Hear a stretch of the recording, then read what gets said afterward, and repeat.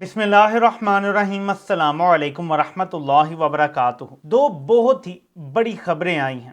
सहाफ़ी फ़हद शहबाज खान ने खबर ब्रेक की है। ये बहुत बड़ी खबर है और ये पाकिस्तान के पूरे निज़ाम को हिला के रख देने वाली खबर है। और एक खबर कह लें या खबर और तज्जिया दोनों कह लें, ये ज़ुबैर अली खान जो वी न्यूज़ के लिए रिपोर्टिंग करते हैं, पहले उसी की बात कर लेते हैं। और उनका ये कहना है कि इत्तलात हैं कि इमरान खान तक मुसलसल पैगाम पहुंचाया जा रहा है कि मफाहमत करें। इसी सिलसिले में चंद रोज़ में पीटीआई के लिए खैर सगाली का पैगाम भी दिया जाएगा। लेकिन इमरान खान का इस वक्त तक एक ही मुतालबा है कि मेरा चोरी किया गया मैंडेट वापस किया जाए। इसका मतलब है कि अभी तक जो बाहर बढ़ के मार रहे हैं वहाँ सूरत हाल कुछ और है। राना सनाउल्लाह ने जो दोबारा बढ़ के मारी हैं वो भी असल कहानी नहीं बता रही। राना सनाउल्लाह का जो ये कहना है कि अगले 6 माह में इमरान खान का सियासी मुस्तकबिल तय हो जाएगा, इमरान खान रहेगा या पाकिस्तान रहेगा, ये राना सनाउल्लाह ने फिर कहा है। राना सनाउल्लाह ने एक बार फिर इमरान खान के वजूद को ख़त्म करने की बात की है। तो ये बढ़कें क्या बताती हैं? एक तरफ एक और किस्म की भी बढ़कें हैं और वो ये हैं कि 9 मई से जुड़े वाक़यात में इमरान खान को भी रगड़ा दिया जाएगा और बहुत बड़ी और कड़ी कोई सज़ा दी जाएगी। ये बढ़कें भी मारी जा रही हैं और चारों तरफ से मारी जा रही हैं दबाव बढ़ाने के लिए। लेकिन दूसरी तरफ जो ये खबर आती है कि इमरान खान को मुसलसल मफाहमत का पैगाम भी भेजा जा रहा है, इट डजंट ऐड अप। बढ़कों के साथ मफाहमत का पैगाम कुछ समझ नहीं आ रहा। तो कहानी मेरे पाकिस्तानियों यही समझ आ रही है कि मामलात इनके कंट्रोल में नहीं है। जिनको लगता है कि हमने सब कुछ कंट्रोल कर लिया है, उनके कंट्रोल में कुछ भी नहीं है, कख भी नहीं है। जो पाकिस्तान को सरजमीने बेआइन बना चुके हैं वो अब पछता रहे हैं कि ये हमने क्या कर दिया है और अब इसको संभालें कैसे। इमरान खान को वापस आने देते हैं तो वो हमें नहीं छोड़ेगा। इमरान खान को रोकना तो ये तो मस्ट है, ये तो तय है। लेकिन कोई ऐसा रास्ता कैसे निकालें कि मुल्क भी चल जाए, और वो नहीं समझ आ रहा। इन्हें फंस गए हैं। ये जो चूं चूं का मुरब्बा यहाँ पे इकट्ठा किया है इन्होंने, इसके अंदर कोई कैपेसिटी और कैपेबिलिटी नहीं है। और जो हमारे यहाँ ताकतवर इदारे समझे जाते हैं, जिनकी इमरान खान के नाम से बाय द वे टांगे कांप रही हैं, वो तो 77 साल से ये मुल्क चला रहे हैं। तो अगर उन्होंने कोई नया आइडिया लेके आना होता या वो पाकिस्तान को ठीक कर सकते तो फिर तो कोई मसला ही नहीं था। उनके पास कोई नया आइडिया नहीं है।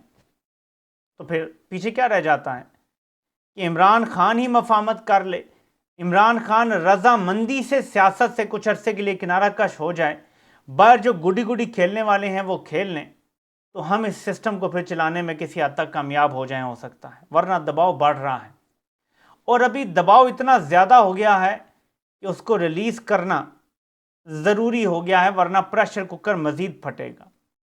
6 जजेस ने प्रेशर कुकर से थोड़ा सा प्रेशर रिलीज़ किया है, लेकिन यह बहुत थोड़ा प्रेशर है। अभी पूरा प्रेशर कुकर फटने वाला है और ये इनको भी अंदाज़ा है। एक इमरान खान को रोकने के लिए इन्होंने जो मुल्क के साथ खिलवाड़ किया है तमाम इदारों के साथ, वो अब इनके अपने गले पड़ने वाला है। फहद शहबाज खान ने जो खबर दी है, नाज़रीन, ये बहुत बड़ी खबर है।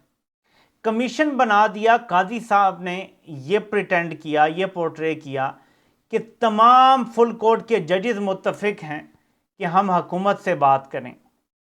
अब जो इतलात बाहर आ रही हैं और जो फहद शहबाज खान की स्टोरी है वो ये है कि जो 6 इस्लामाबाद हाई कोर्ट के जजेस हैं वो आर्टिकल 184(3) के तहत खुद पटिशन करने जा रहे हैं सुप्रीम कोर्ट में इन हवाले से।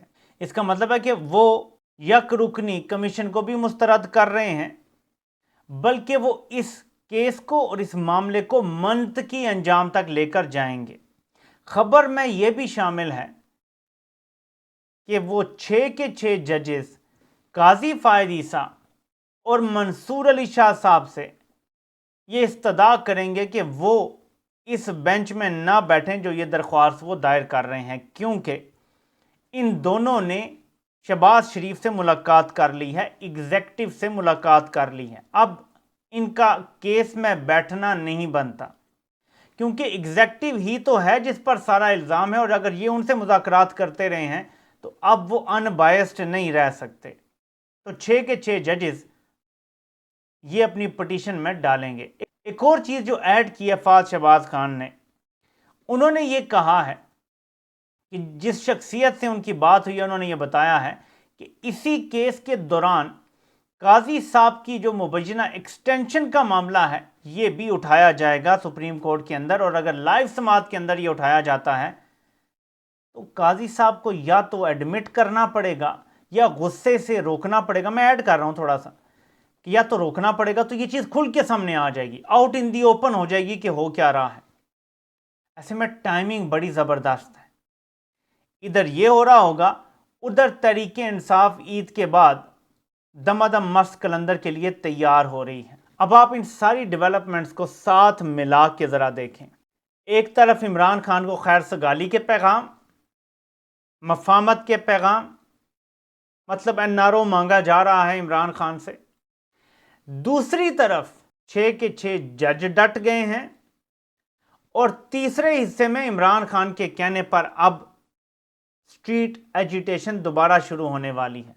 तहरीक इंसाफ के कुछ लोग काफ़ी दिल बर्दाश्ता नज़र आते हैं जब उन पर तनकीद होती है, और तनकीद किस बात पे होती है कि ये वक्त बुज़दिली दिखाने का नहीं है। वो ये कहते हैं कि बुज़दिली तो नहीं दिखाई है, 2 साल से लड़ रहे हैं, ये कर दिया वो कर दिया, इलेक्शन में भी हिस्सा लिया, कामयाब भी हो गए, बहुत कुछ कर लिया, तो अब हम कर रहे हैं ना, सियासी जमात हैं, कोई आर्म्ड कोई ग्रोह तो नहीं है जो लड़ना शुरू हो जाएगा हथियार उठा के। हम जैसे लोग जो तनकीद कर रहे हैं वो ना बोलने पर तनकीद कर रहे हैं।